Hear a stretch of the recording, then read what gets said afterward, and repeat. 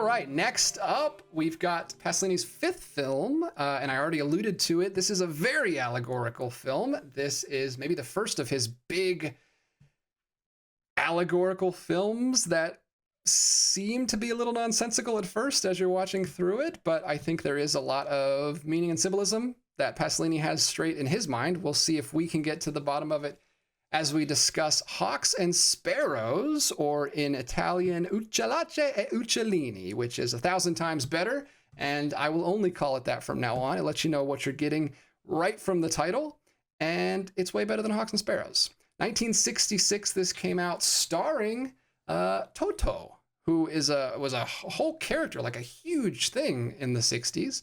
I'm not familiar with him, but I need to look into more of his stuff after this. Also starred Ninetto Divoli, who we will see and talk about a bunch during the rest of this video.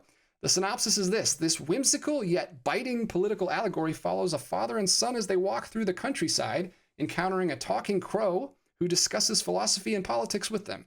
The film critiques both capitalism and communism, offering a critique of post-war Italian society. We've got kind of a little Pilgrim's Progress here about Marxism. It's like the reverse Pilgrim's Progress. This was fun.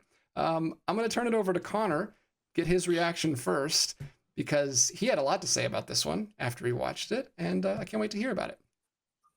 Well, I really liked this movie. It's very silly, but so there's a short film he had made called La Ricata, and it was a comedy, and I guess I enjoyed it. I had no idea what the point of it was, but Orson Welles is there, and even when he is just completely slumming it and sitting down for 90% of his screen time and completely dubbed over by somebody else, I still love him, right?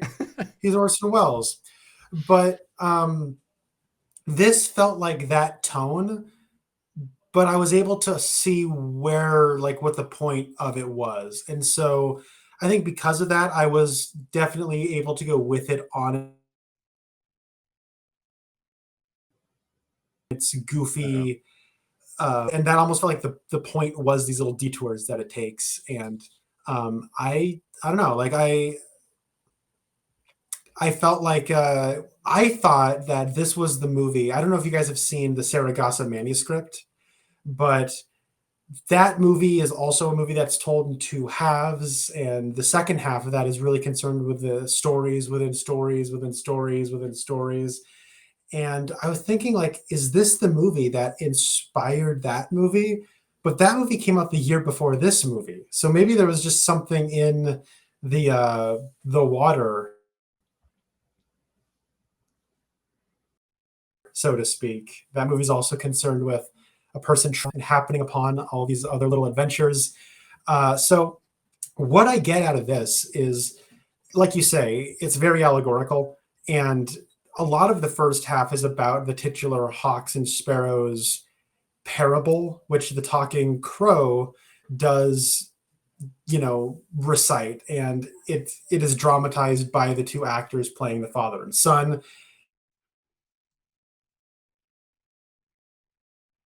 And I thought it was just works how different kinds of people behave. They engage preaching to the crows through speech, but then they have to engage talking to the sparrows through action. And those are kind of two different ways that you can really convey something to people. But then the hawks and the sparrows don't really get along. They just don't like each other. But I thought that inside of us, we can either be hawks or sparrows, or maybe there are hawks and sparrows within each of us kind of at war with one another. There is this idea of divinity transcending it, where on an individual level, you can maybe hear or see the light, but that doesn't mean that you necessarily have the goodwill to other men or mankind that, is sort of at the heart of that message. And it's kind of an interesting way of looking at the complicated and contradictory way the world works, but having a joy about it. And, I think that the crow is sort of, as an intertitle lets us know, is a left-wing intellectual, which I thought was a very humorous detail. But like that felt like Pasolini writing himself into the movie, but he's like almost humorously self-deprecating about the presence of the crow, just Mm-hmm. kind of yapping. And then I think the movie ends on a joke where they eat crow. That has to, I don't know if that's a phrase in Italy, but like that has to be deliberate, right? Um but the point is like I, it's there's such a, if it doesn't make sense or even if it's violent or even if it's negative, and it does seem like Pasolini doesn't see a place for himself in the world, but he still likes being a spectator of it. And you could call some of like the stories here have like a cynical edge to them, but there is a love here that is hard for me to ignore. And so I don't know, I could keep going on and on. There's a lot of little vignettes that highlight different aspects of society, from sexuality to age to religion, obviously. But I thought it was very interesting, the nuanced perspective and like how he understands like the hierarchy in social hierarchies, where you the destination they finally arrive at is this place that I'm assuming they're the landlords of, and they say, "Hey, time to pay up," to this poor old woman who can't work. All of her children are upstairs in bed. They don't have anything to eat. Walter Jr. from Breaking Bad is sitting in the corner, and they say, "Hey, we don't care if your kids, if you're sick and you have kids to feed, pay up." And you're like, "Oh, these people kind of suck." But then they go to the next location, which is, I guess, the people that they have to pay off, and they're these like very rich people, and they put sick their dogs on them and are like, "We don't care if you're in a bind, we don't care if you got 18 kids to feed, pay up." And so there is kind of like this cycle, the system that it's observing. And I don't know, I thought it was very fun. It might be a little light, it might be a little silly, it might be kind of goofy, it might not stick, but it stuck with me. And considering how heavy the rest of these movies get, I'll take it. So that's That's my true. That's perspective on the true. Hawks and the Sparrows. Yeah, and sorry about that, guys. Connor, you're dipping out like every minute or so. You freeze for a second. I don't know if you're like sharing the internet with somebody now, but it was okay. We understood what you were saying. I agree. I like this quite a bit. It's a huge departure from, like I mentioned with Love Meetings, getting that humor. It's like ramped up to 11 here. It's basically like the opening sequence is amazing. Like, first of all, in Italy, it's a comedy just based on that goofy title. But then the opening titles are amazing because they are completely sung. Like he's just singing the words that are on the screen in this huge, like, over the top, almost operatic way, and it's hilarious. And I love that so much. I liked a lot of things about this. It didn't stick the landing totally for me. I don't know if you guys would agree with this. I think it's, of his films, maybe the one that's dated the most. I don't know if that's just because it's comedy and comedy dates more than other things, but it is. I feel like he's messing around with a lot of new toys in this, and he's not as equipped to do the comedy thing as he was the other things. He's still really good at it, and he's still like the likes of Jacques Tati. He's using comedy to like comment and critique society. It's not just for the sake of comedy. So it's very thoughtful, and I think even parody. Like, I think that whole sequence of the monks is a straight up parody of Rossellini's Flowers for St. Francis. I think I read that is like he's straight up parodying that movie because it's also about Pope Francis. And I loved that part. That was my favorite part. It's great. I like it quite a bit. There is a circus scene that was deleted from the film that you can see on the bonus features on the set, which I am very sad about. I would have loved to see that. I did watch it. It's like a deleted scene. It doesn't have the audio recorded, but you can, like, they put their script on the screen. But yeah, I liked a lot about it. I liked that as we're getting through his career, we're going to see him get more and more pessimistic as he goes along.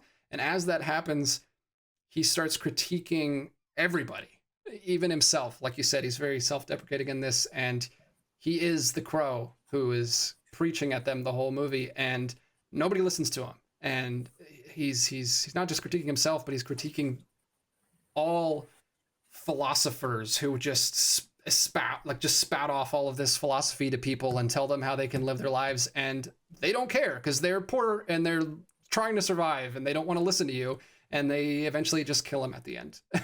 And it's really funny, and it's a lot of fun.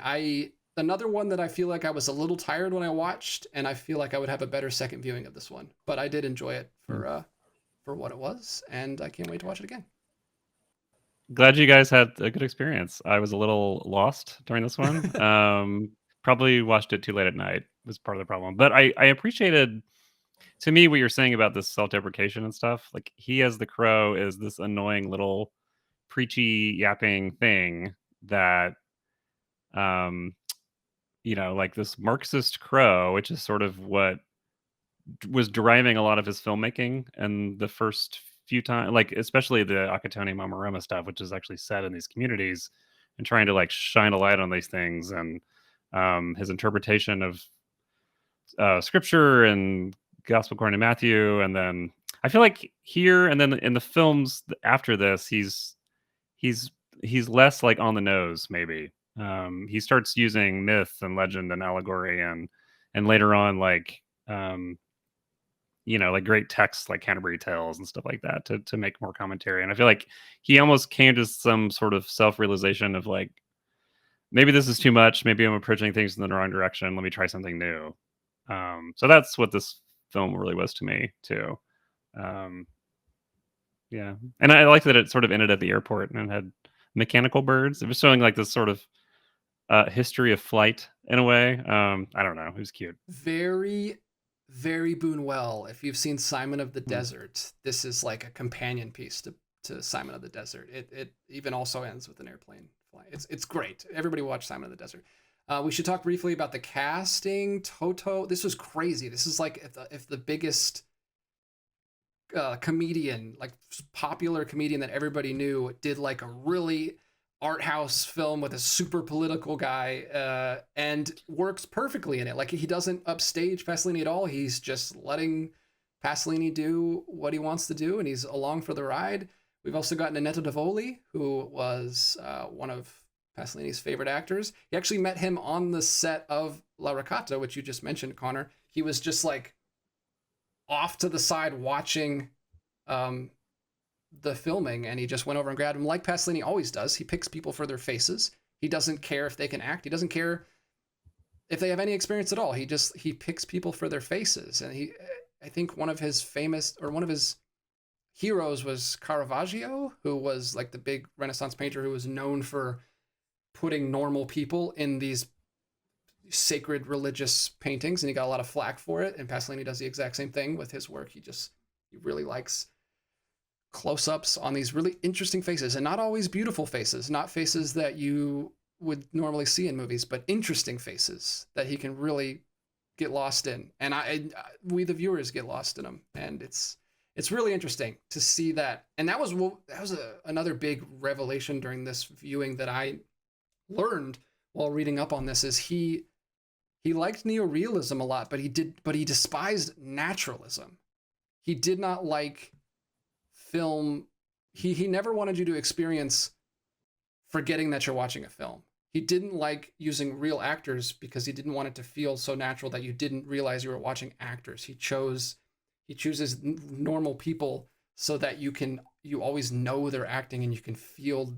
He wants it to be art. He doesn't want it to feel like realistic, which I thought was such a fascinating contradiction that I can't stop thinking about. It's really interesting. I didn't know that was I thought it was the opposite. I thought he chose non-actors because he wanted it to feel real, but it's the exact opposite. He wants them to feel like pieces that he's manipulating as the artist. That's interesting, because I remember when we were watching through these movies, these feel gritty, they feel real, right? That's kind of one of the appeals of, like, in America, like the gritty new Hollywood was, it feels so real. But then you watch something like Love Meetings, and you're like, these are real Italians. Like, there's a difference between like the interesting kind of normal looking guy, like a Harry Dean Stanton, and then like Joe the butcher, who just looks like a normal dude, But also worth noting about this, it has a score by Ennio Morricone, which pretty groovy. I noticed that. Gotta say. Yeah.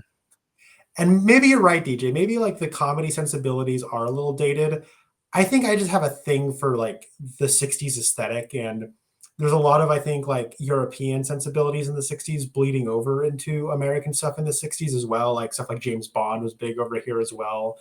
But I think about like the 60s Batman show has like a similar like music quality to something like this. And I don't know. I dug it. Yeah, I dig the sensibilities. I think part of it is I did a big deep dive and watched through all of Tati's films last year or 2 years ago maybe. And once you've seen like a master do this perfect, like flawlessly, it's like, oh, you should have called Tati, man. Like I can see what you mean. I will say, I also have a fondness for super serious directors getting goofy. Yeah. Because I know it's nobody's favorite, and people say it's his worst, but I like Ingmar Bergman's All These Women.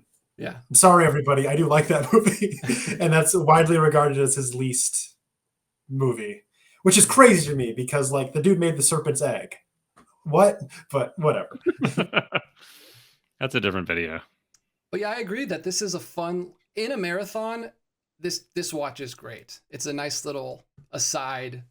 It's foreshadowing of what's to come, but it's also a breath of fresh air for a little bit before we jump into film number 6, Oedipus Rex, and you get to take this one, John. So I'll throw it over to you in a second. Another one that probably doesn't need any introduction, but I'll go ahead and read a quick synopsis anyway. We've got Franco Chitti coming back again. He's going to get peppered in throughout the rest of this whole video, but he's the star of this one. Got a couple other actors in this one as well, but he's the main star. Pasolini's adaptation of the Greek myth, Oedipus Rex, is a retelling of the ancient story of Oedipus, emphasizing the fatalism and the struggle against destiny.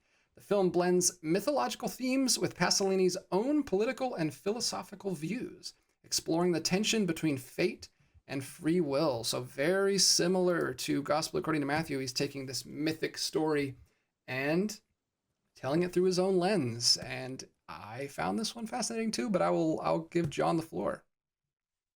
Oh God, I don't know what to say about this one. I feel like we're fully out of neorealism at this point. Well, Not yeah. that he was ever 100% that, but we have moved to a different style. Oh, and we should say this is a full color, his first full color film, and it blows you away right from the beginning. I wasn't even thinking about it that it was going to be color, and then it just like shocks you with these landscapes right out of the gate. It is. So we had a new cinematographer, Giuseppe Ruzzolini, who did Teorema and Porchile and Arabian Nights and stuff. But he had worked with one guy for the first part of his career, and now he's again going different directions. There's this beautiful shot when he's another callback to the symmetry thing I mentioned before, but when he's a baby, he's in this field with his mom, and he's kind of like looking around, and there's this like 30 or 40-second shot of just like panning through the trees, and it's this beautiful. I don't know who to compare it to. This is not something I'd seen before in Pasolini, and I feel like I give the credit to the cinematographer, but it's repeated later at the end in a shorter thing to kind of harken back to this childhood moment. But just beautifully shot, I think. It's also so they shot it in like North Africa, which is an interesting choice, and wild costuming and production design and stuff. And it almost feels to me, I don't know if you've actually watched Color of Pomegranates yet, DJ, but I've seen some, not all of it, but yeah, it did remind me of some of the costume. a little bit like that kind of tableau compositions that Parajanov would do. Just kind of reminds me of that sort of thing. And it feels much more like what I knew of him before, which is the like Arabian Nights and Decameron and stuff. But That's true, yeah, it's Oedipus Rex. It's funny because this and Medea are kind of a pair, I feel like, as Greek tragedies turned into sort of modernized and sort of not. Told in a very Pasolini way. But there's not a whole lot of dialogue. There's not a whole lot of plot. I mean, it is Oedipus Rex, as you know. If you know Sophocles or whatever, then you will kind of understand this whole movie going in. And I feel like we can spoil it, right? I mean, you've had 2,000 years to get this story, so kind of like Gospel According to Matthew, like spoilers for all of these movies. We should have said that like 5 movies ago, but yeah, we're spoiling things. Because so he's well, you know the story. So spoiler alert, Jesus dies. Pasolini, Jesus dies. Oedipus sleeps with his mom. Okay, we get it. Kills his father. So Pasolini had this weird relationship with his father. and I feel like it's playing into that in a not a fun way, in an interesting way. Where his dad was very much like a fascist supporter. He was in the war, and his mom was sort of the opposite. And Pasolini was not in the war; he was at home with her. And his father, Italy was defeated in World War II, and so his father was back, and he was struggling to adapt to a new Italy, essentially, and struggled with alcoholism and was very abusive. And then he and his mom had escaped basically from the small town to Rome. So anyway, he has this interesting parental relationship that I feel like you don't have to know that to kind of give this some interesting oomph, but it helps. I think it was interesting from my perspective knowing that and watching this. I feel like you kind of do have to have that because the movie starts with like his birth.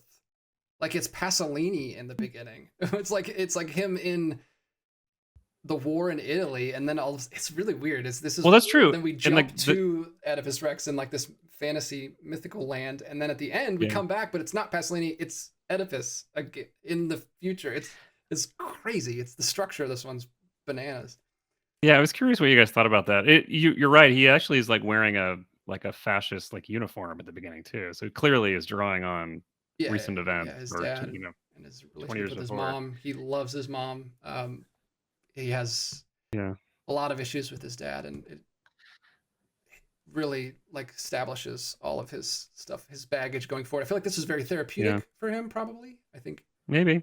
Well, yeah, and that ending, I'm not sure what to make of that ending. Like, it's not a spoiler alert because there's not really the plot is ended at this point. But Oedipus basically he's blinded, but he's suddenly in like modern day Italy, as if he's sort of still doomed to like walk around blindly through society, or maybe it's saying something about modern society. I'll let you guys talk about that, but I thought it was interesting because it's shot in Bologna in the square, and he had gone to college in Bologna, and I just wanted to say I'm actually wearing look at that, the University of Bologna shirt here, so I meant to point that out earlier, but a little homage to him. But I was like, oh my god, it kind of woke up in the last 5 minutes of the movie and was like, because I've been in that piazza. That's where they have the film festival every year, and they show films there. And so to see him like sitting there was fascinating. Anyway, personal aside.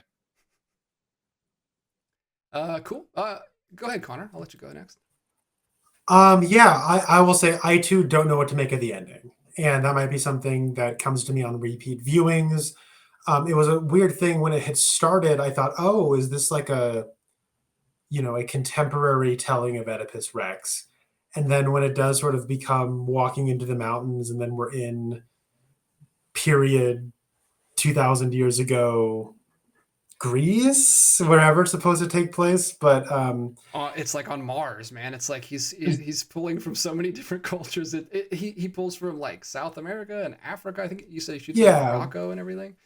But it becomes a very faithful interpretation of it for most of the movie. But this is where I think like his style does start to become like it really, I think, begins in Gospel according to Matthew, but I think it's where he kind of starts whittling at it of there's not a lot of like the first 10 minutes is basically silent and visually driven, and you're seeing the birth of Oedipus, and you're seeing the father getting kind of jealous of the attention that this baby's getting, and you're seeing like all this stuff, and then you get dialogue throughout, but there is an emphasis on when people do talk, it's deliberately placed, and there's a lot of music that made my ears want to fall off. It sounds like recorder music, but but it's I think it's supposed to try to be period accurate,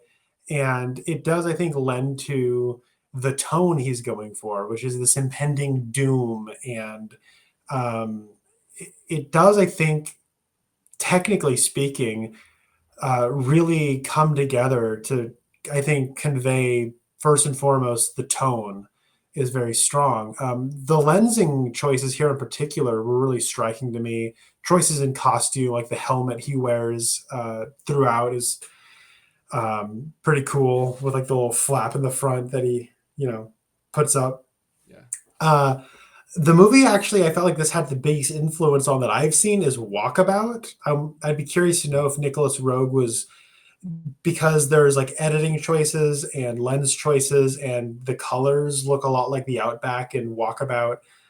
The landscape is, of course, very similar. But yeah, no, I did quite like this movie. I had to read Oedipus Rex in high school. And yeah, it's a pretty solid retelling of that. Um, I think that the lack of characterization is a little bit of a double-edged sword for me. I think it kind of adds to it, makes the themes more prevalent of, you know, the children that he bears with this queen who's his mom are like, you know, disease, and it's like this unaddressed inner darkness that he has does kind of become this annihilating force. And that's cool. But I think the lack of characterization, which I think stems from the lack of dialogue and more of an emphasis on the themes, I think that does lend to a lack of the visceral tragedy that's going on. I don't really feel bad for the guy. And I think once I get to the end of the movie, there is supposed to be this tragic quality that you know, maybe I'll get there the more I think about it and the more I watch it. But on a first viewing, I was a little left cold in that respect. But as an artistic piece, I had a lot to think about and I did quite enjoy it. And this was the point in the marathon where I wish I had almost been watching these one a week because they're so dense and there's a lot to think about. And so I'm still thinking about this, and then we're going to get into Teorema. So Yeah, that's brutal in a good way. I had a similar experience with this that I did with Gospel according to Matthew, much to a much lesser degree because I'm way more familiar with that story than I am with this one. And also, it's not that kind of story. It's not trying to be like a moving, inspirational story or anything. It's just a tragedy. I had no experience with Greek mythology at all. I went to my schooling. My school was terrible at the literature department was non-existent. It was awful. So I don't know any of the Greek myths. So going into these, I was shocked and surprised by how well I was able to follow things because he doesn't explain anything. He just throws you in. It's the same thing as Gospel according to Matthew. He just drops you in and you're just seeing visuals. But I just think he's so good at visual storytelling that he, especially in Medea, like I feel like he really conveys the emotion through that stuff without a need for like constant exposition from these characters. I liked it quite a bit. He is continuing Gospel according to Matthew in building these like mythical fantasy lands that never really existed, but feel so tangible. Kind of like you said with Akatone, like he's continuing that with complete over the top, like catwalk looking costumes that look like they should be in a fashion show, not in real life. They've got like these helmets that have like wings coming off of them, like feathers all over the place. And it's fascinating. The music is just as eclectic as Gospel according to Matthew is. The piercing, like he's using cows. He's using music from cow noises and like bells, and it's horrifying and it adds to the tension. And he's using Japanese music, which is fascinating. We'll talk about it more in Medea because he does the same thing there. He's using like this Japanese like chants music, which is awesome, and I love it. And I have to imagine that Pasolini loved Qui-Gon because it came out in '64, like right before he's doing all this stuff. And if he saw it, maybe he didn't see it, but if he did see it, he would absolutely love it because it's also pulling from all this folklore and mythology, and it's also using the music sounds like the music from Qui-Gon that he uses in this. It's fascinating. I couldn't take my eyes off the screen. I thought it was a perfect first color debut, like a first color feature. I think he takes advantage of it beautifully, even more so than some of his later films. Like Teorema, the color's not as important. And here it's like this. You mentioned this when we were talking about it, kind of like the rich, earthy, like orange colors and like contrasted with the blue. I feel like this movie inspired Tarsem a lot for the fall. Like I was getting the fall vibes while watching this, like especially all the location shooting in the deserts.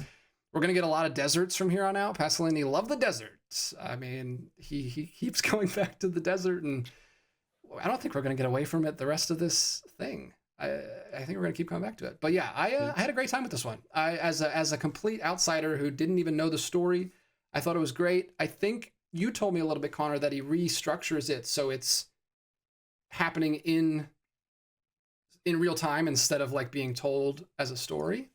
Well, that's the thing is I think this was a myth before they made it a play. Oh, okay. And so I think when they were structuring it as a play, it's just sort of like it takes place all in one day, and throughout the day they're getting all these witnesses together, kind of forensically piecing together the backstory. And so I think it was a myth before, though. Okay. So He's just going off the original. I feel like that was the one thing that kind of I wish he kind of didn't do, where he goes to the kind of like oracle and they prophesy that he is going to do all this stuff, and it kind of gives it away. Like I feel like if he revealed that to the audience later, it would have been more of a reveal. But like if you're going to this person and they tell you this is going to happen, I feel like it's going to happen later. Like so it kind of, I feel like because in the play version that you were telling me about, he apparently like reveals that later, and it's like a big shock to him. But I don't know, I like it a lot. I like Pasolini. I feel like it's probably his most personal film. I think he said that on record.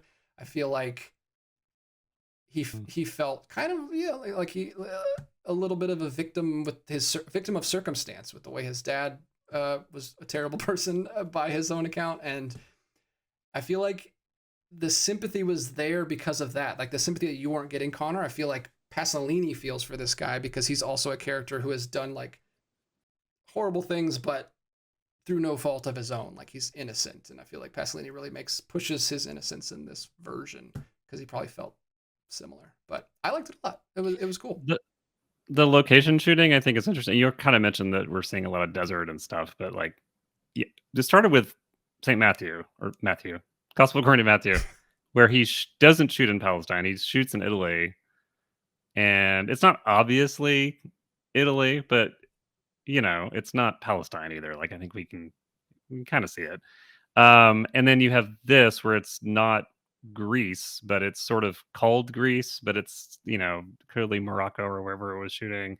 He does Porchile, that's supposed to be Germany, but it's clearly not Germany. And not to give all this away for later films, but like Medea, he shoots. There's a part where he's supposed to be in Corinth, but he's clearly in like Pisa, like where the Leaning Tower is. They never show the Leaning Tower part, and then as part of it's in Turkey. I mean, it's he's not trying to make it feel authentic, but he's going for some sort of like emotional authenticity, I think, with the scenes, or trying to. It almost feels like he's trying to pull in some like colonialism commentary at the same time. So that was the other thing that struck me about this thing, and several of the films coming up. Yeah, we're getting into a quadrilogy here that we should talk about as we go through. But speaking of, it's my turn again, and I didn't do this on purpose, but I get to talk about another one of my favorites. I don't know why this keeps working out this way. Teorema is what we're talking about, from 1968, starring, I'll get the image here for you guys so you can see a little bit of what Teorema looks like. Another color film. We've got Silvana Mangiano, Jean-Pierre Lude, and Anne Wiazemski. Some crazy names trying to read on here. He's starting to branch out of Italy moving forward, which we'll talk about quite a bit in the next few films. A mysterious figure arrives at a wealthy family's estate, altering their lives of each member in surreal and symbolic ways. Teorema is a stark, enigmatic film that explores themes of sexual liberation, religious symbolism, and the disintegration of societal norms. This is a big societal critique. And this is the second film that I saw from Pasolini. I went straight from gospel to this. So I got both extremes. I got the Italian neorealism, and then I went straight to pretty obtuse, surreal, dream sequence. I do not recommend you start here. It worked for me. I love this movie, but I don't recommend normal people start with this one. It brings back Ninetta Davoli as this kind of angelic annunciator who announces I didn't even mention Terrence Stamp in the starring. I should have mentioned Terrence Stamp. Waving his arms too, Yes. Which is like, what the heck is going on? I think it's a reference to Hawks and Sparrows. He keeps doing this throughout. We didn't talk about it, but the actress who plays the angel in Gospel According to Matthew comes back in Hawks and Sparrows in an angel costume in a play. And then he keeps referencing his earlier films, like maybe a little self-indulgent, but I thought it was quite In fun. La Racata, somebody on set is reading a book or a script. It says Mama Roma on the front, and it's got like Anne Nagani's like face on it. It's like a promotional. I don't know why, but it's funny. Yeah, and then in Mama Roma, the actor from Akatone comes back and is playing himself. He there's always like a little preview of his last film, which I thought was fun. But yeah, Nana Davoli is here, and he announces that Terrence Stamp is coming to town, and Terrence Stamp in this world is apparently like the sexiest man alive. Like he is unrecognizable. Like good grief, those piercing blue eyes. I did not even. This is a whole side of Terrence Stamp that I wasn't even familiar with. But he comes to town, and I got to take issue with this synopsis. Anything you read about this film, even on Letterboxd, it says that he seduces every member of the family one by one, but he doesn't. He doesn't do anything. He's just there to be like what they need. And each of them kind of has this spirit. I'll break it down. Basically they all have this spiritual experience with this character, and then he unceremoniously just leaves. He drops them all. And it's portrayed for most of them in a sexual way. It's like a sexual experience, but it's this spiritual experience for them. That's how it's visually portrayed, but not all of them, but most of them. And then the 5 characters, it is the mother, the father, the daughter, the son, and the maid. Even the maid couldn't get enough of Terrence Stamp. Then they are left for the rest of the film. It's a very interesting structure. I want to talk to you about the structure of the film too, because it's very vignette-y, like you said, with some of his other films. It goes like we're just jumping back and forth between all 5 characters. The rest of the film is them just in shambles trying to recreate this spiritual experience that they've had, and each of them kind of go in a different direction and try a different ideology, and none of them are able to do it. Spoiler alert. It's a very pessimistic film. We're getting real on the tail end of his ideology going forward, and I think it's maybe the most magnetic film to watch from him. Every scene of this is, I can't take my eyes off the screen from this one. It's a beautiful film. We got, again, interesting music choices. He's got like this 60s jazz song that's like 8 minutes long. It's on Apple Music if you want to check it out. I'll have to look up what it's called, but I've been listening to it. It's like this very like dissonant jazz song where it starts out like melodic and groovy, and I'm like, okay, I can get into this. And then it goes like dun, dun, dun, dun, dun, and it starts getting like, and it's like it starts freaking you out. There's also like this choir music that plays at the very beginning. It's like a silent film. It starts in black and white for some reason, and there's like this silent film score like out of Metropolis or something as we're watching these upper middle class people, and it's like a horror movie. Them just doing like their daily routine. It's great. I love it. I'll shut up now and let you guys talk about it. Go ahead, John. Terrence Stamp was like 30, according to the internet here. Peak male form. Yeah. So it's funny, he started acting in the 60s or in film, and the thing that I really remember him from this period is a movie called The Collector. Have you guys seen that? It's a William Wyler movie, actually, from 65. I was going to ask if that was a Wyler film, because yeah, I own it, but I have not seen it. You should watch it. He basically plays a guy who stalks and kidnaps a young woman, and you see it from her perspective, essentially. And it's terrifying. He's a terrifying person in the role. But he brings a little bit of that too. I think he's got this darkness to him, which all I knew going into this was that I'd heard the thing where he like seduces every member of the family, and then whatever, it causes them to change. So that's all I had. And so I wasn't expecting this sort of like he's almost like an angelic figure or something, as it turns out, not in form but in effect. And the guy who announces at the beginning is basically this angelic figure, or an angel who announces him as this sort of, I guess he's like a Christ figure, essentially. Well, yeah. He comes and touches each one in a certain way. And so he was kind of playing against character for me, basically, from what I knew from this time period. So that kind of threw me off. And then I don't know, I really enjoyed it. I feel like I need to see it again to really fully get it. It feels like one of those movies that I will love in the future. But yeah, I don't know. It was just I kept thinking it more in terms of like capitalist society rather than like some sort of spiritual allegory. Um, and I think both are valid. I was trying to piece it together, especially because the very first scene is hit about. It's kind of the whole movie is sort of a flashback from this first scene where the father has basically given the reins of the factory to the workers, which is a very sort of communist ideal. And so that's what I had in my head the whole time is how Yeah. all these people are captive to this system, this like social norms and social cues and social values of a certain socioeconomic economic level in Italy, and how they like their heads explode and they just sort of go in different directions. But it has sort of a spiritual aspect too that I Yeah, wasn't yeah. anticipating.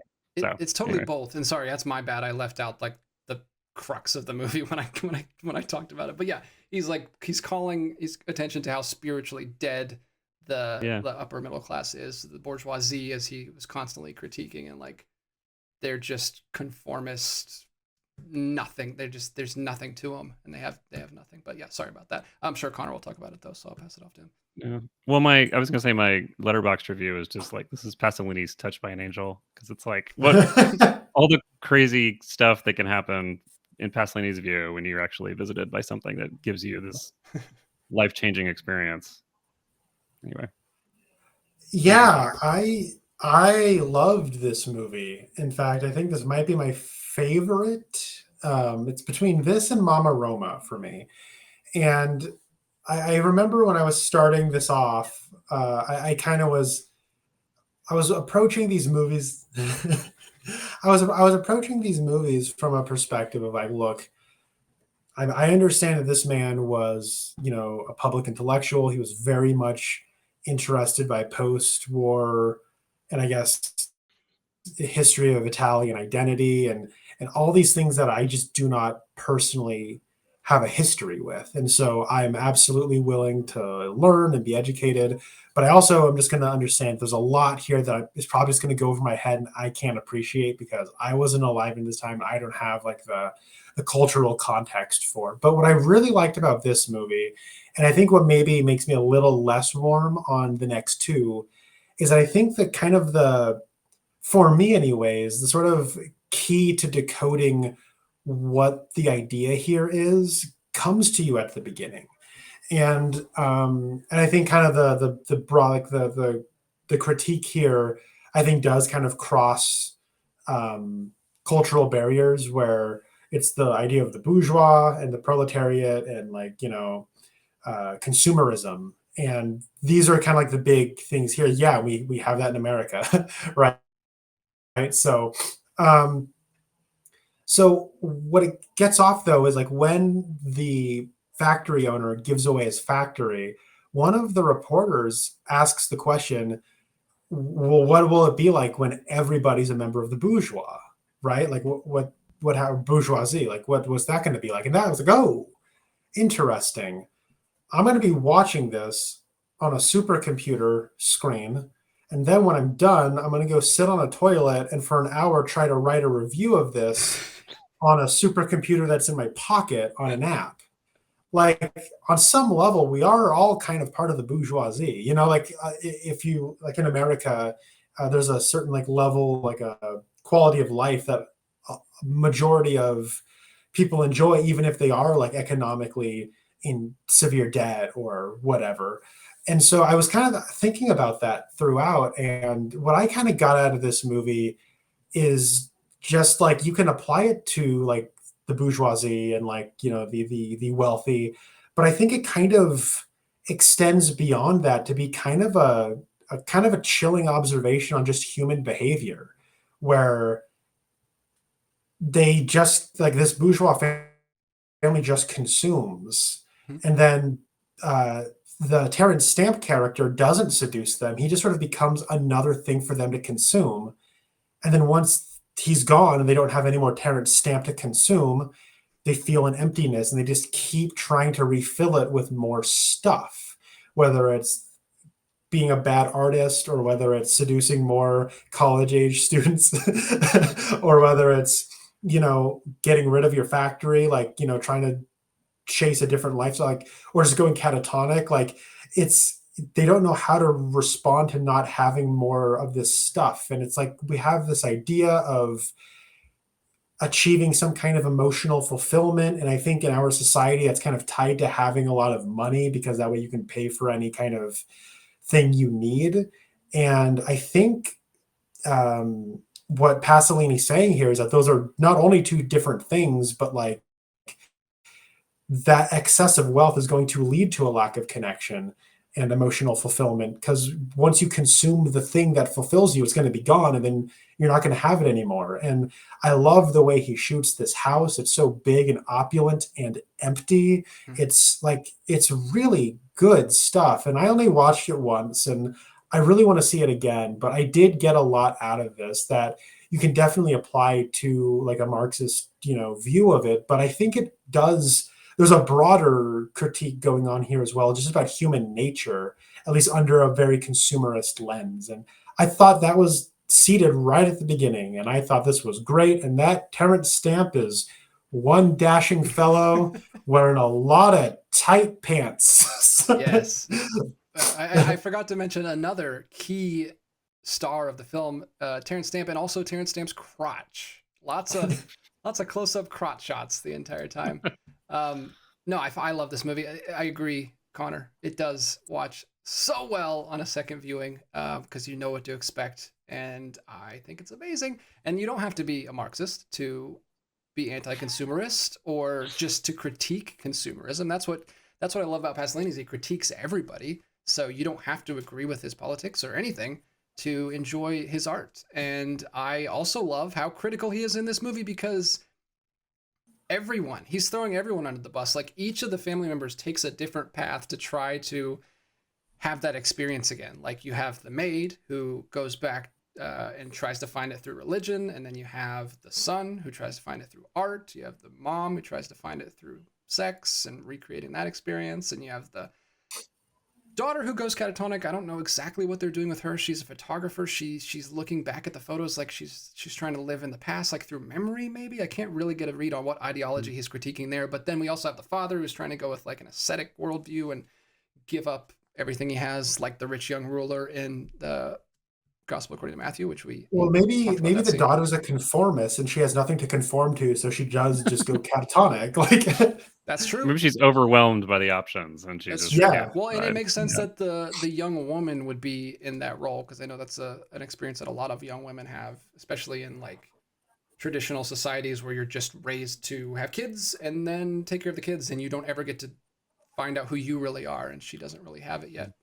So I think it's fascinating. I love all of it. There's more to explore, and I still don't understand all of it. I don't know exactly what's going on with the maid character. He seems to like her the best, which makes sense because she's the lower class. She's not part of the bourgeoisie, so he's nicest to her. She seems to have like some kind of religious experience, but it's still like empty, and it still doesn't ultimately work for her. So he's still critiquing, religion there a little bit, but I love it. It's great. And I found that track. It is called Tears for Dolphy by Ted Curzon from 1964. It's 8 minutes and 31 seconds of trumpet. And I highly recommend you listen to it, because I have been listening to it all week. It's great. You have such an interesting Spotify playlist. I do. It's a lot of Pasolini's weird, eclectic stuff. But this one's great. This is right up there with gospel for me. The last scene is incredible, I think. I think I love this movie. This is up at the top. I just need to watch it again. Because it's one that you love more and more the more you think about it and talk about it. Yeah. But and I don't want to ruin it, but it's just like this, like you've come full circle a little bit, the father and how he ends. It's funny too, because it's shot on Mount Etna and it's this volcanic landscape. And then in Porchile, the next movie, it's also shot there. So it's almost like, it feels like it's leading into this next film in an interesting way. Yeah, we keep cutting back from we'll watch one family member and then we'll go to Mount Etna, and it's just like this spiritual emptiness. Yeah. We keep having this like just empty desert landscape contrasted with the family like the whole time. It's maybe a little heavy-handed, but I like it. I like a good heavy-handedness when it's visually blowing my mind. Yeah, but when it's also like when you're feeling the emotions and you see something that does just convey it, even if it's blunt, Yeah, like yeah. there's something there. Yeah. I want to say this one I felt the most influence on like other filmmakers. Like I could tell Scorsese loves this movie. Like the way the maid like starts floating, that felt like such a David Lynch Hmm. touch. Like later David Lynch, I know,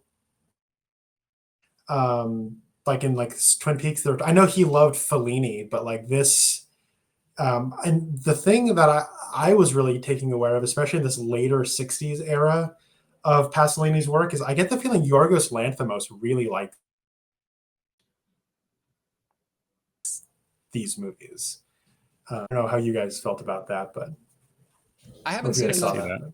I haven't seen enough Lanthimos to pick up on it yet. But the Scorsese, we've mentioned him in the last three. Like he was heavily inspired by Gospel According to Matthew. He shot Last Temptation in Morocco, I think, because of Oedipus Rex. And then he's also where are the Scorsese commentaries on these movies? Like I would love to hear him talk about these movies for so long. But no, it's really cool. That's another thing that Connor's always really good at is noticing inspiration in later work. So I love talking to you about that, Connor. Shall we move on? Yes. We got two left here. Two films that also, like Teorema, end with a big like guttural like scream in your face. Like he really likes those cliffhanger endings. It's not really a cliffhanger, but it's just like boom. That's what I want you to remember when you leave this theater. And he does that for the last three of these. So we're going to jump into Porchile from, what is this? Both of these from 1969, these last two. These are the ones that I haven't thought about as much. I just watched these the last 2 days. So I'm going to try my best to hang with you guys. This stars French actors, which is fun. We've got Jean-Pierre Lude again and Pierre Clementi as the two protagonists in this film. Also, Nanetto Duvali popping back in, as he is wont to do. The synopsis: set in two parallel narratives, Porchile juxtaposes the story of a young man who retreats to a pigsty to live out his sexual fantasies and an allegorical historical story about the exploitation of both humans and animals. The film critiques both fascist and capitalist ideologies, exploring the degradation of humanity in the face of power and control. We are full tilt into his midlife crisis of pessimism, and he is critiquing everybody, and there's no answers. And I think it's Connor's turn to take this one. If you want to go ahead. Yeah. I kind of struggled with this one, to be honest. And I think this is going back to what I was talking about with Teorema.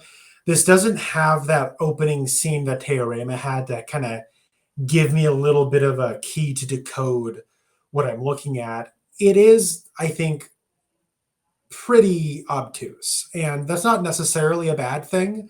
I kind of like how the two parallel stories contrast to one another. One is virtually wordless, and then the other one is like a play, like it's so gabby, and they're talking and doing turn of phrase, and it's probably the most overtly satirical movie in this set, at least that half is. And I guess the one big thing I got to get out of the way is that I didn't think this movie was very funny, and I think it is trying to be funny, especially in like the pig half, not the cannibal half, but the pig half. And I mean, it's cool that the kid from the 400 Blows and the little girl or the teenage girl from Alhazard Balthazar are in a movie together.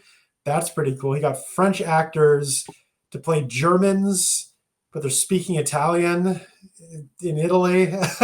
But anyways, but like there's the kid's wealthy father is made up to look like Hitler.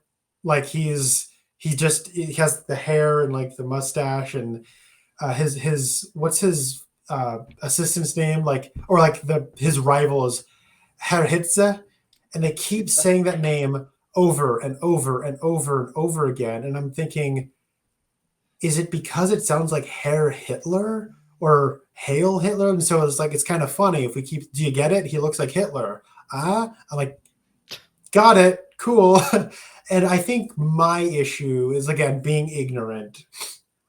I had heard you mention, DJ, that that Pasolini saw consumerism as the new fascism.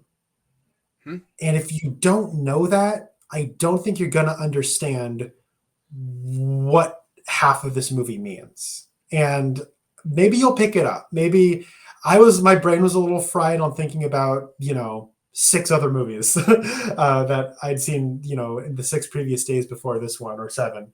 But that one I did struggle with. That being said, the final scene is really good, and it's chilling, and there's a mean-spirited nastiness throughout this movie that I think really works. And even though I didn't find it funny, the fact that I didn't find it annoying, I think, is kind of a miracle. So I'm kind of just lukewarm on this. I didn't dislike any of the movies in this marathon, but this is one that I need to revisit. But that being said, I don't feel super compelled to revisit it. So take that for what you will.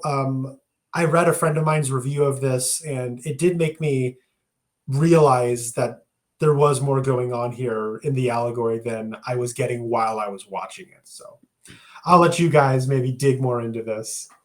Yeah, go ahead, John. Yeah, this one took me, I think, 4 sittings. Wow, you paused it. Maybe 5. Well, I saw this one at the festival too, so I was working a lot and Oh, okay. I didn't have a lot of time. And then it was like, am I in the mood for this, or can I put this off? But I got through it. And I think it is like Connor, you were saying, it's sort of like Pasolini at his most inscrutable. It's like Teorema, but not as interesting. It's got a couple of, like, I don't know. I didn't really care about any of the characters in this, and I was trying to figure out where they were coming from and what they were saying. Half of it is sort of pretty much silent until the very end. I was trying to figure out the connection between the two of them, and then I realized yesterday that I was thinking about it. I was like, oh, this was made in, like, what was it, 69 that it came out, and clearly he's responding to something here, and it's this. Yeah, I don't know if you guys were familiar with like May 1968 revolts in France and the student protests, which was a huge thing. It happened in the United States too. It was like Vietnam War protests and stuff. But in France, it was specifically about, like, just students' rights and Vietnam, and they were protesting against, like, Charles de Gaulle's government um, and like the Eastern West divide in Europe and all these things, and it caused a lot of social change. There were like general strikes and all this stuff. This spilled over to other countries, and so it was a thing. Like, youth revolt was a real thing, and I feel like you kind of have to see this movie in that context, because what you have at the end of the day is like 2 stories about young men who are, one of them is like turned to cannibalism, which is like the ultimate revolt against society, right? Everything that society believes in is in terms of taking care of other people and such. And then you have this other one who has sort of, he's not able to function. He's not able to express himself, and he's kind of like, I mean, I don't want to give away the weird ending. I'm not going to, because I think it helps to go in a little bit cold here. But he's got this weird. He can't connect with his girlfriend, and he has expectations from his his dad and all these things, and it's not. He's special in a certain way. But and then you have the, like, But his girlfriend is also participating in student revolts, though. You're right. oh, Yeah. okay, there you go. See, there you go. The 2 guys, like the father and the Herdlitza guy, who I think clearly is, I mean, they're trying to, one of them is trying to, like, take advantage of the other guy from a business perspective by Well, tying him to his Nazi past, yeah. and the other one is trying to do it through his weird son. And then they wind up just kind of coming to terms. And at the end, well, can't tell you the ending, but it's an interesting ending how it all turns out. And it's such a damning critique of this. And actually, I read that when this came out, it opened at the Venice Film Festival that year, and it actually Like, I think our difficulty with the film is not unusual. Like, apparently, even at the time in Italy, it was hard to grasp for a lot of people, and it actually came with like explanatory remarks from Pasolini, where he where he was trying to explain the connection between the two parts, and it was like he basically said society devours its sons, which seems to be the theme of this film. Like, I wasn't really thinking that when I was watching it. I was a little baffled. I think you have to go in with a little bit of context from the era to really appreciate it. But I actually, this has sort of risen in my estimation after thinking about it more. But it's a weird one. It's a hard one. I would not make this your first Pasolini film. Yeah, I had a similar experience while watching it. I think it is. I agree with Connor. It's the most dense or the most obtuse maybe of his films. And there's actually a featurette on the disc of a French show that he went on, and someone straight up asked him like, "Why are your movies so different now?" And he talks about how when he started, he was making movies for the people, and the society's changed in Italy. People have changed, and Hmm. they want other things. So I am moving on to making more difficult films to get, and that's for sure with this one. But I do appreciate the structure. I like Teorema. It's jumping back and forth, and it's like the whole time you're getting these different scenes from these different stories, and you're constantly wondering if he's paralleling them or contrasting them. It doesn't really come together till the end. It doesn't really come together until like 2 days later, like you said, as you're thinking about it. I eventually did get there, John, but I wish I had known what the history that you had just said going into it, because that would have helped me.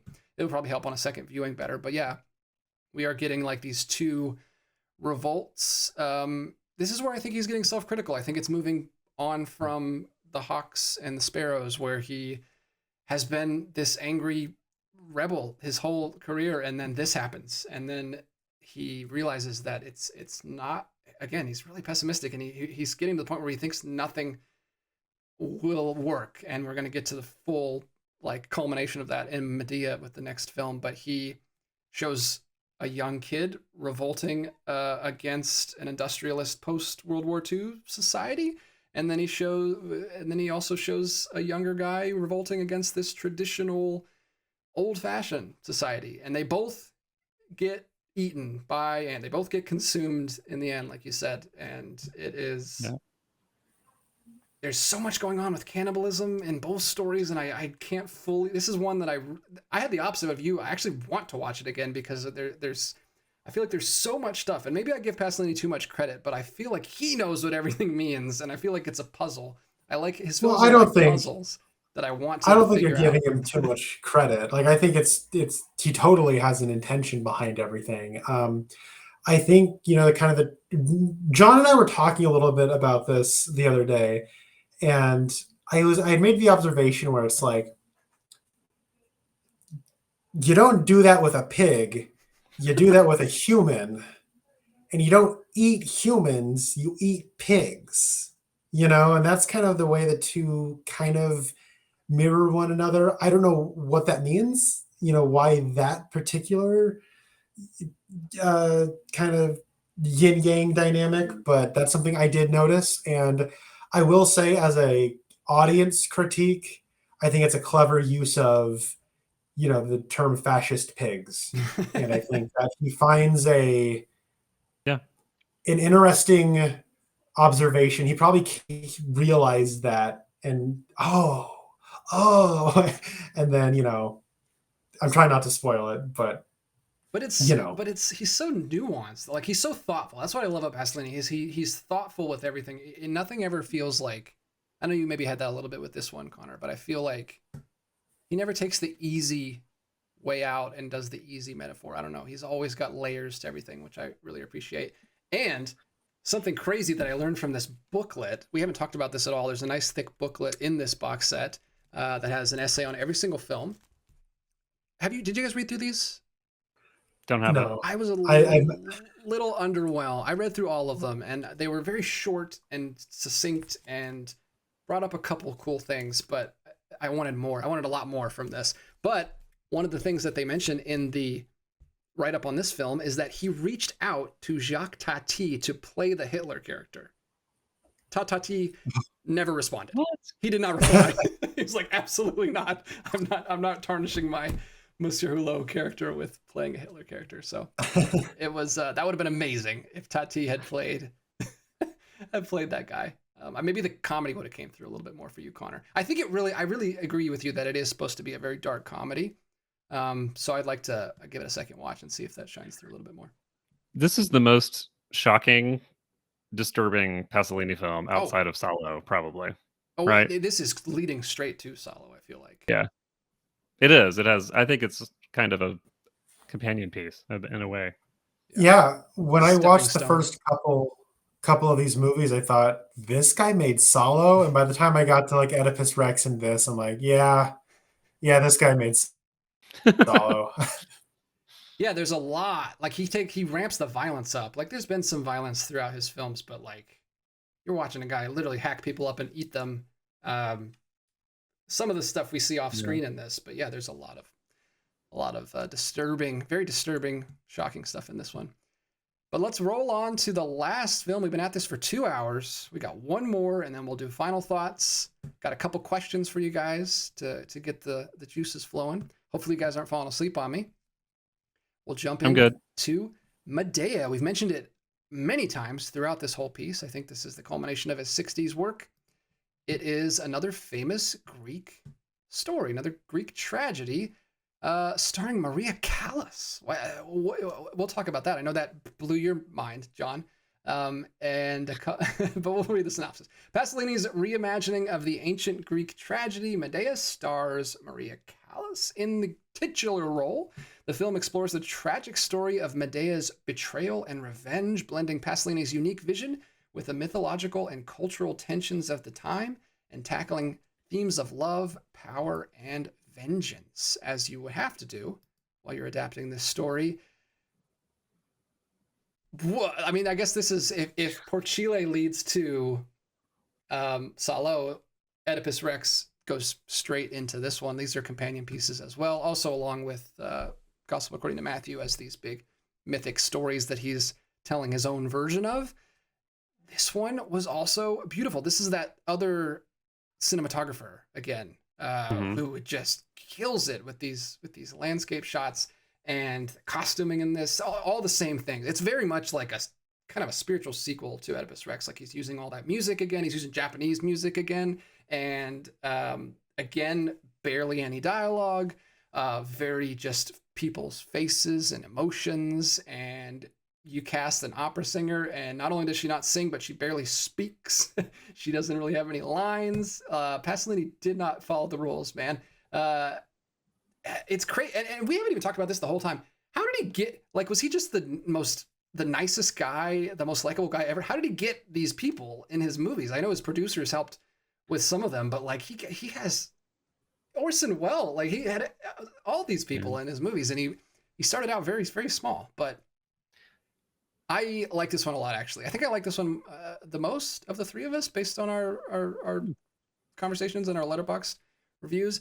I found this one to complete the cycle that I mentioned at the beginning, where he's constantly in struggle, constantly in tension with the old ways, the old traditions, sacred religious stuff, and the new modern industrial society, consumerism that's leaving everything behind. And I feel like Oedipus Rex, he felt like Medea in this film. She is this sorceress, this witch who's like in the old ways, and she's getting left behind by not just her husband, who's a jerk, but the world. Like she doesn't fit in this world anymore. And I feel like Pasolini feels like this. And she just completely breaks with reality and does the most unspeakable thing ever. Like that was harder for me to watch, even though it's not as graphic as anything in Porchile, but like the murdering of her own shoulder, like, brutal. Like, yeah, so you didn't know this one either, did you? I had no idea. I didn't grow up with these stories. So this was, again, I was able to connect to the character, even though there's no dialogue or exposition holding your hand. I thought it was amazing. I'm of course familiar with, ironically, Jason and the Argonauts, which I just got a copy of from Umbrella. How completely opposite are these versions of this story? Like there's no action in this at all. Like it's just a slow, melodic, like introspective, just silent film where they're just walking. She's just living.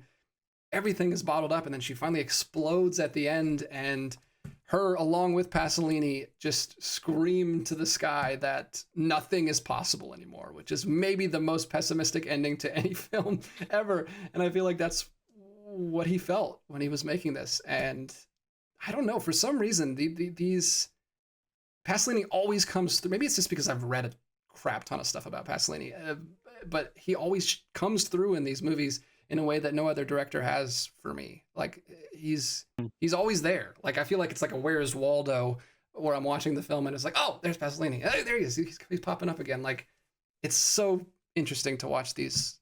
They're like puzzles, like I said, and I love that about like that's one of my favorite kinds of films to watch. Is like films that I have to figure out. I'm a big, I don't know. I guess that goes back to like me trying to find symbolism and mythic qualities and everything, and liking parables and growing up with that kind of storytelling in your head and always trying to figure things out. That's kind of why, that's how my brain works. I don't know, but let me know what you guys thought. Connor? Yeah, so earlier I mentioned that this was like the second movie I want to rewatch because I was very tired. I was spending all day on Easter because I did the Pasolini Passover. All right, this was the 9th Pasolini film in 9 days. I stayed up past my bedtime to watch it, and I kind of struggled with it. I'm not gonna lie. I feel like this is like him pushing his style even further, which is really cool. But there is less characterization.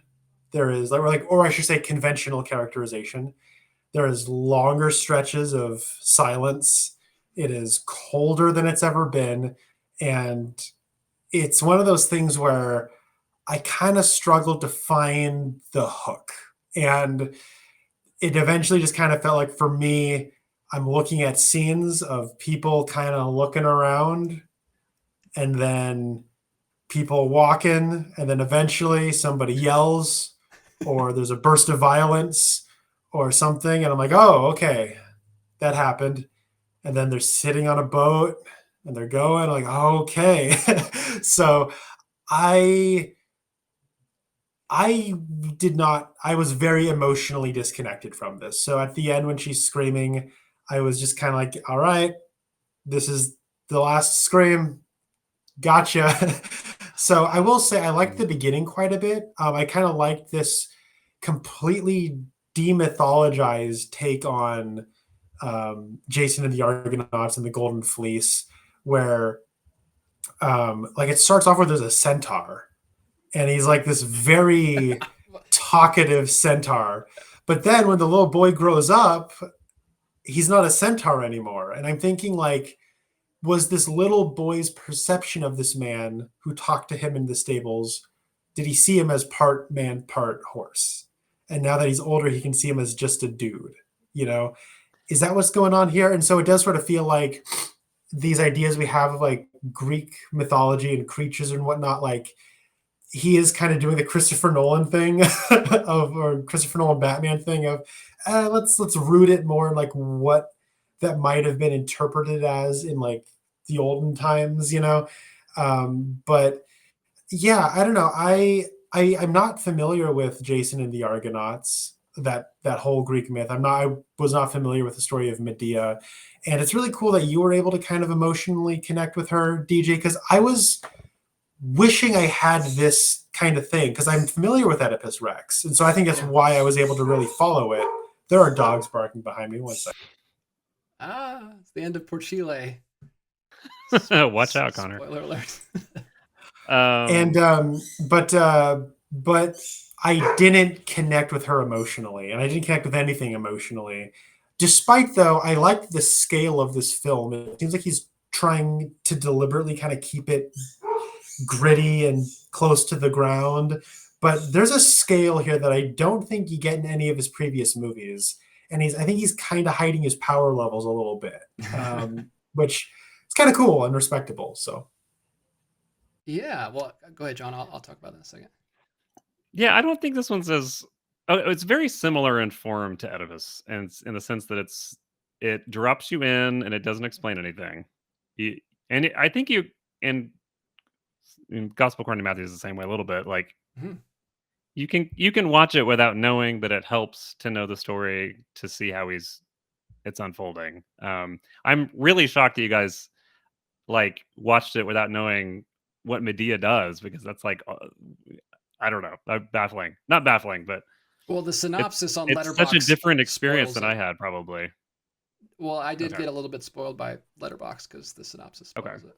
Same for me. Yeah. I was like, dang I it, don't why did I read that? I don't think this is one's as effective as Oedipus, because the story is more complicated. There's more characters, there's more stuff that happens, and it just kind of jumps between scenes awkwardly. He doesn't put in like transitions or things that you get in like a Hollywood film to tell you that time is passing. It just sort of happens, and Mhm. you have to catch up with it. And I'd spent a lot of time like trying to figure out exactly where I was. And like, yeah, the centaur thing was kind of strange to me too. I don't think this one's quite as effective. It's interesting that Maria Callas was cast in this, so she was like, the 20th century's most famous opera singer, and was a huge star in Italy, obviously. And I was trying to figure out if she was maybe just friends with Pasolini or what it was, but apparently she had performed the role of Medea in the opera and was very famous for it. And it sort of helped to revive that opera in the 50s, and was associated with the role heavily. So that's part of the reason she was here. And I guess knowing that, people would have really been familiar with the story and her in it and the character and all that stuff. So I guess that helps explain that piece of it. Again, I don't think it's quite as accomplished as maybe Oedipus or some of his other films. It's interesting that this is the film he makes before the trilogy of life. Is that right? Like those are Mhm. the next That's it. things.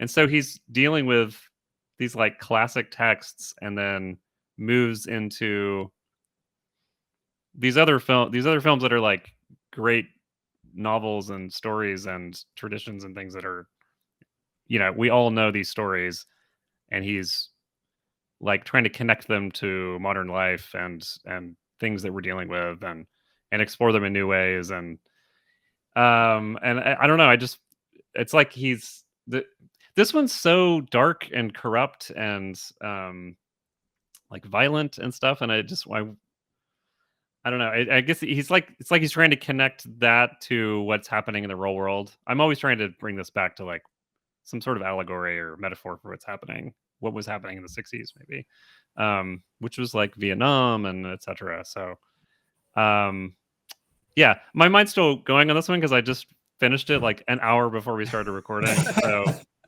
the gears are still turning, but I don't know. This one wasn't quite up to par, I think, for me. Interesting. I'm wondering how much of that for you guys is that you were tired or cramming last minute. Like, maybe it'll be better for you, or maybe not. Maybe it's just not for you. I found it more interesting than Oedipus Rex because while I know the history and the correlation there between him and Oedipus, I know that he finds it similar to his story, but I don't really know what he's meaning. Like, he's very vague in that one. Where this one, I see the parallels a lot more clearly because it's more about his ideology than just about his own personal past that he's not really talking that much about. So I had a lot to get me through it. I don't think that my read on the whole, I don't think it's supposed to be that literal that like it wasn't actually a centaur. I think that's just part of the old ways being replaced with the new ways, and part of that old that same theme that's coming through, just represented visually. And it's not literal. It's up to interpretation. It's a little bit surreal, which I liked quite a bit. Like, I have best opening to a movie. There's just a centaur standing. That's literally the opening. It's title, and then what? There's a centaur right there, and it looks so good. Like, I don't know if they cut off like the back of a real horse or something. I don't know what they did, but it looks like the best centaur I've ever seen on screen. Like, the horrible purple people eating centaurs in Harry Potter look absolutely god awful compared to this. Well, it's funny you say that because he just stands in one place because he can't move. Yeah. The second I saw that, like, well, DJ's in. Well, what I also did kind of like about the beginning is like the centaur is super chatty and just rattling off like all these histories and whatever, and this little baby's just like just what? And I think like that's kind of like Pasolini being a little like, you don't need to know all the details. Just look at what I'm showing you. This is what matters. And I think that's a good kind of opening contract for what follows. But it's a lot less talky after that. So Yeah. Pasolini had a book out later that was called it's called something like Dreams of the Centaur or something. Like oh, he kind of thought of himself as this character a little bit, and as the storyteller and the guide and all that. So there's something there too to well, explore. it does kind of bring to mind the crow from Hawks and Sparrows, where Yeah. it's this kind of chatty thing that everyone kind of listens to. Okay, whatever. I have all this information and knowledge though, and nobody really cares about the Yeah. details. Yeah, I feel like he felt like maybe it was futile at this point, and it wasn't really making any difference, and nothing was possible, like we say at the end. I will say this one of all the book, I learned the most from this one. This one had a lot more like interesting little tidbits. You would love this one, John, because it talks a lot about Maria and how she turned down the role, or she left the project or almost left the project because she watched Teorema and walked out of the theater because she thought it was repugnant and revolting, because she had spoken out against homosexuality and Marxism, apparently. Like she was very anti both of those things.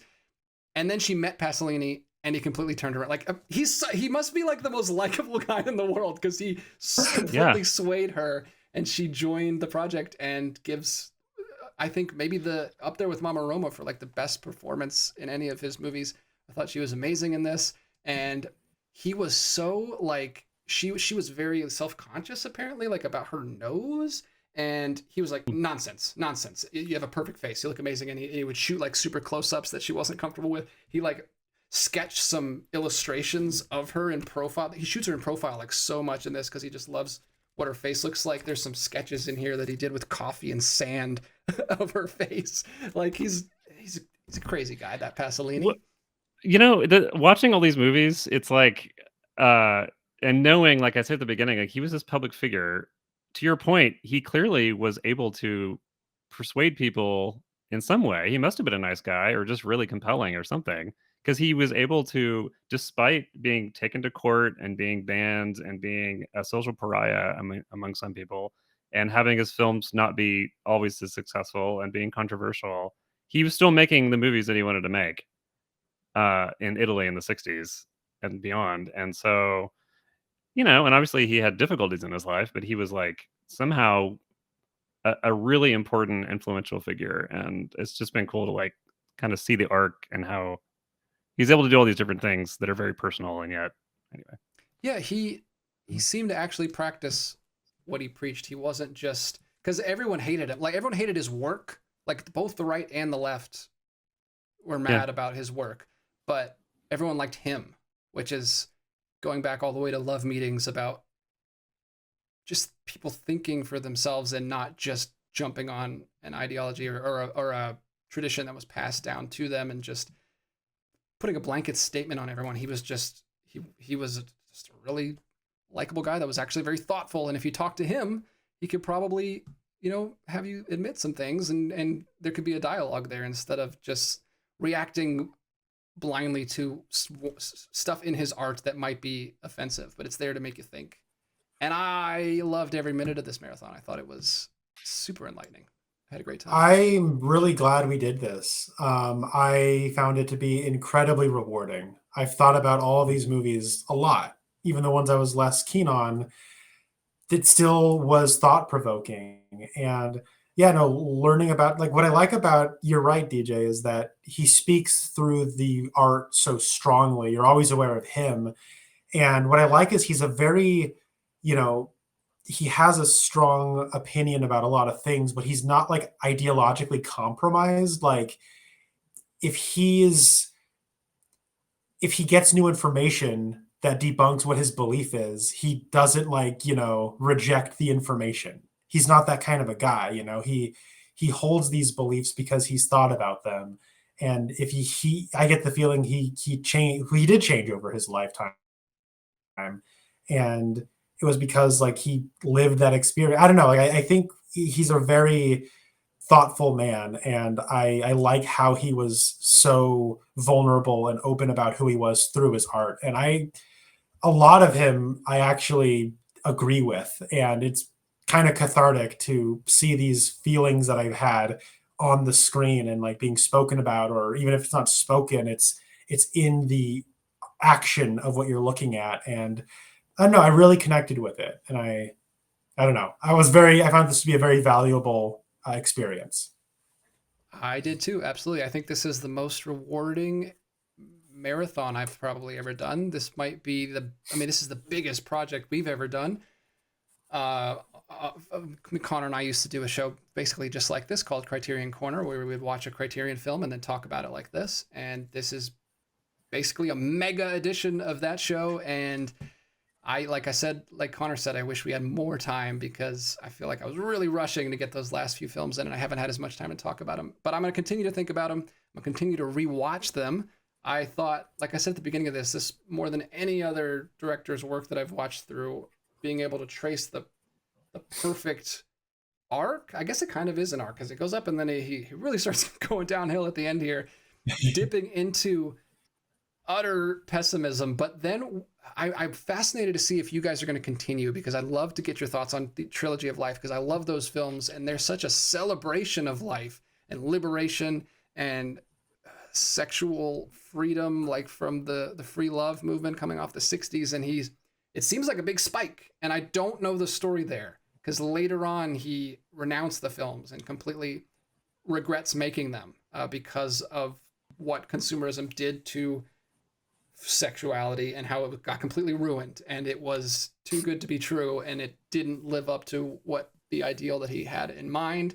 But I think while watching them, they're amazing, and I actually do get a lot out of them, and I don't think that he should not have made them. I like them quite a bit, and it's this big spike and then it goes right back down into Salo, and I don't know what happened. That's a brilliant movie.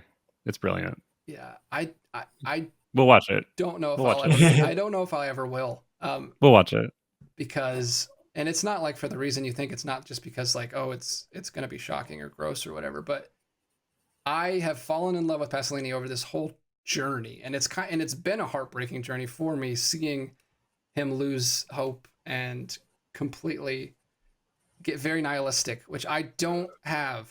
I don't struggle with nihilism, and I feel such a kinship to him. And it's like this disturbing, haunting mirror looking at him. And he's older than me. And we're so similar in so many ways. And it's very scary to think about going further and maybe getting to where he is in some way. And I think watching Salo and just seeing how low he is when he made that movie, I think it'll break me. I think it'll be a heartbreaking experience, not just the film itself, but like one of my favorite artists just giving up, I think will be a lot. And I don't know if I'll ever watch that one, but I will watch Trilogy of Life, and I really suggest you guys watch Trilogy of Life also, because they're wonderful. I certainly will at some point. But who knows? Maybe if he wasn't murdered in the streets, he would have lived to see a value in Trilogy of Life again. Who knows? Yeah. Well, yeah, there's a sorry, go ahead. Well, I was gonna say he made Akatone when he was 40 years old. Like Yeah. he had a different career, a different life, and let that be an inspiration to anyone who's like still wants to make movies. You too, DJ, can be a filmmaker just like him. He got several years left. No interest. But he had, wow, strapping looking 40-year-old man. That's crazy. Yeah. We didn't mention it, but there's a featurette you just mentioned really briefly. Maybe it would have changed his mind. There's a featurette that I recommend everybody watch. It's on Teorema, and it's Terrence Stamp talking for like 45 minutes about his experience with the film. He remembers so much, and he's so blunt about his feelings about Pasolini, and he straight up says like, oh, if he was still alive, he wouldn't believe all that crap anymore. He was crazy. Like he wouldn't even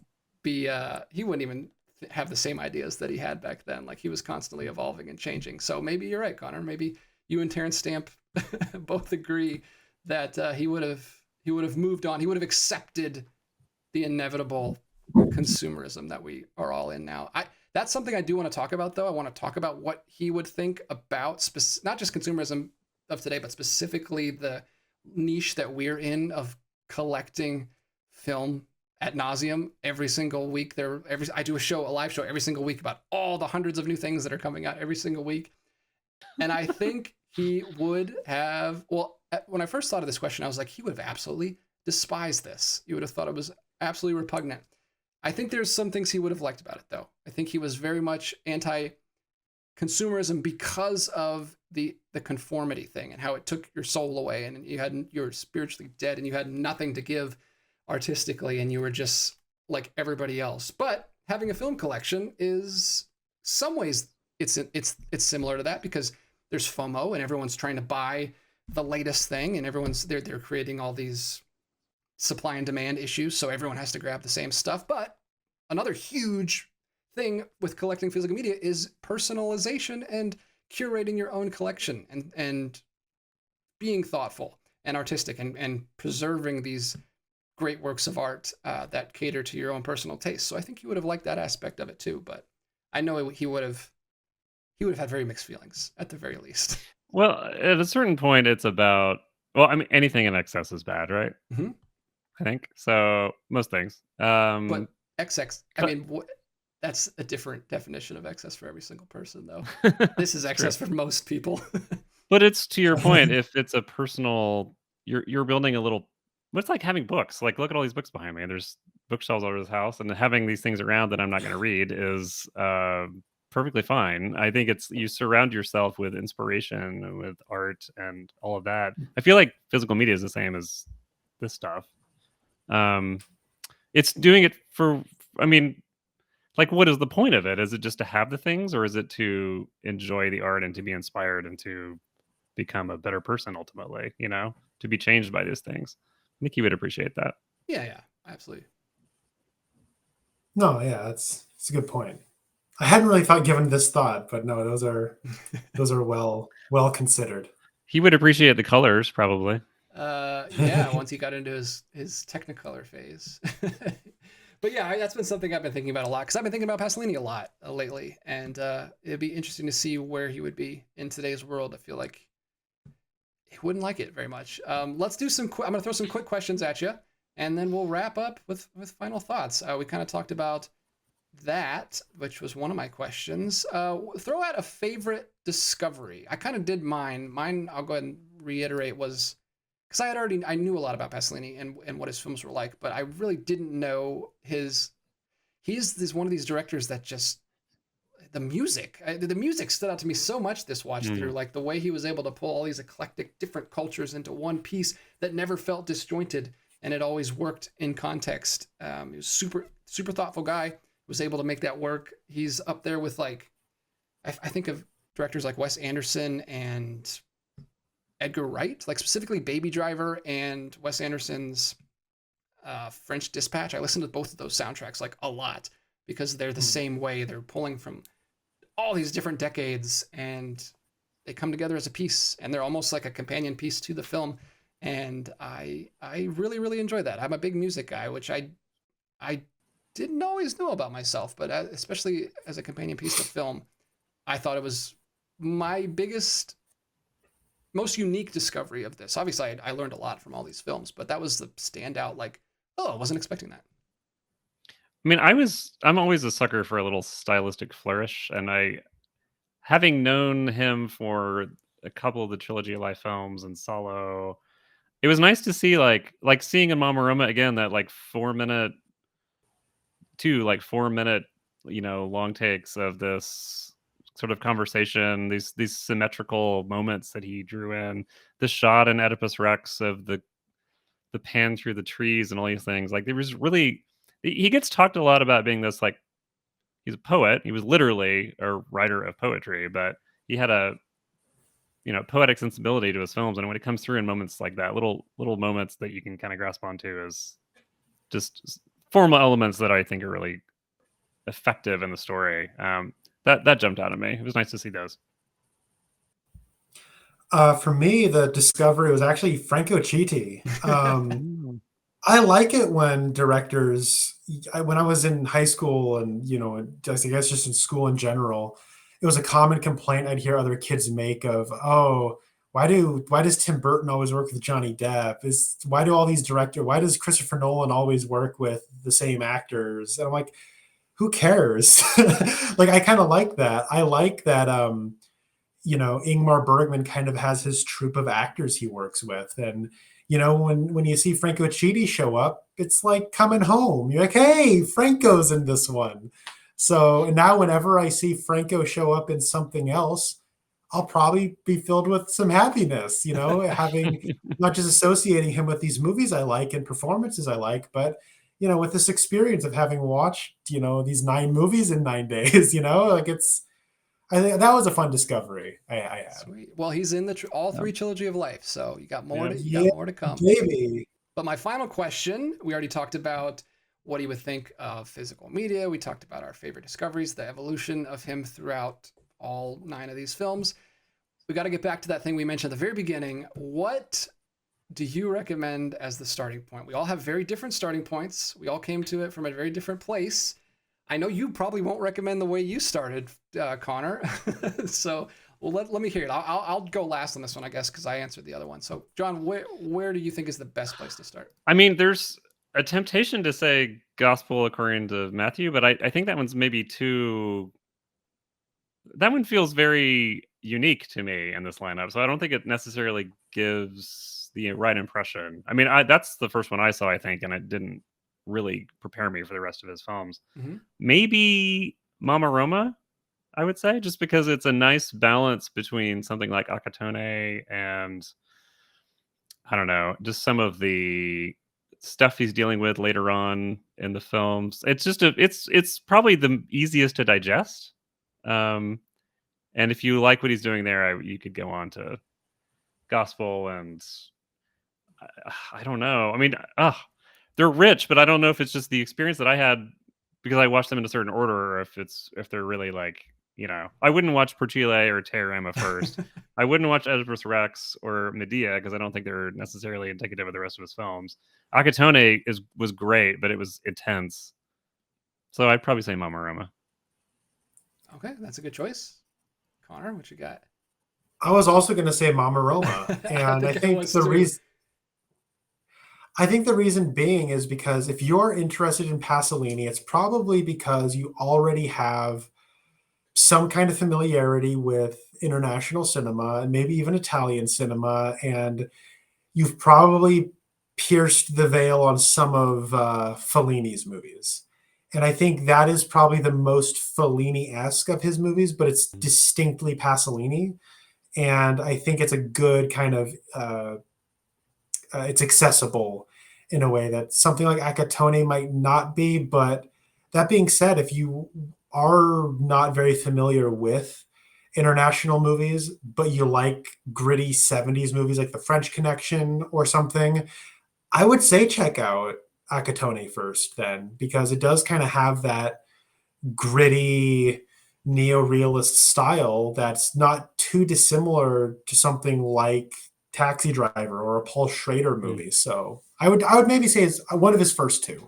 So, or like Sean Baker or something almost, and yes, in a different style, but yeah, he had to be heavily inspired definitely too by Pasolini. I was probably, if we weren't talking about this as a group, would have said Mama Roma too, because I really, really liked that one, and I preferred it to the first one. I think most people with more traditional sensibilities would also have that, but John took it, and then Connor also kind of took it, so I'm going to pick a different one. I love Teorema. It's my favorite, but I don't know how it would... I don't know if it's a good place to start. I feel like you do need that good balance of the realism stuff with... That Teorema is jumping right into the deep end, which worked for me and might work for some people, but I guess I'll go ahead and recommend the Trilogy of Life. That's kind of how I started. I was going to say that's probably a good place too. And it's weird. It's going to throw you off because they're so optimistic. They're so unlike anything else he's made. They're so free and fun-loving and a little more... there's a lot of crude humor in those that I know will turn some people off. Crude and sexual humor that he doesn't really do in other places. But yeah, they're comedies, and they're very different from a lot of his other stuff, but I feel like you'll get enough of his visual stylings and enough of his dreamlike, crazy, not just visuals, but the way he tells stories. Those are very vignette-like, literally vignettes. So I think that would translate well. You start with color. So it's for people who have struggled with black and white, you get color. You get comedy. You still get his ideas. You still get his love for the lower class and the impoverished. Mhm. It's very indicative of his style. I think that's a good place maybe to start. Maybe to watch the Decameron, just the first of those three, because they're not connected at all. And then you can go back and watch Gospel According to Matthew. I think that is a good place to start if you grew up with like a religious background, and because I think that will be pretty like not shocking, but it'll Yeah. perk up a little bit, because I think it's the best Life of Christ film that's ever been made. I don't know what you guys think about that. I don't know if you agree with that, but I think it's very, very good, and I think it's a good place to start for some people. That's the thing. It's so case by case. Like, it totally depends on the person. I would have to know the person very well to recommend, because all of his films are so different, but also so similar with what he's Yeah, talking about. if you're like a letterboxed person and you haven't seen any Pasolini, then you should watch Teorema, because I think it's just so special. It's so unique and creative and um, surprising and rich. I think there's a lot to chew on there. Yeah. Mhm. A part of me just wants to tell people to go through from beginning to end like we just did, because this was such a enriching, fulfilling experience. Yeah. Hope you guys had a good time. I would love to do this more with you guys. I don't know if I'll ever have the time, because I basically had to put the channel on hold for like 2 weeks so we could do this insane marathon and prepare for this insane 2.5 hour dialogue with you guys. But I had a lot of fun. Let us know in the comments section what you guys think about Pasolini. If you are interested in his films, if you've seen any of his films, what your thoughts are, what your experience with him as a director, what was your first experience with him, everything we talked about, we want to get your opinions and thoughts on as well. We'll talk to you in the comments down below. As always, these guys will look at the comments too, so if you have any specific questions for them, throw them in there. I really enjoyed this conversation. I hope you guys did too. And nothing else to say. I'll throw my tagline out there. Until next time, keep collecting and keep discussing great films, because we're not really collecting in this video, but had a great time. Thanks, guys. See ya.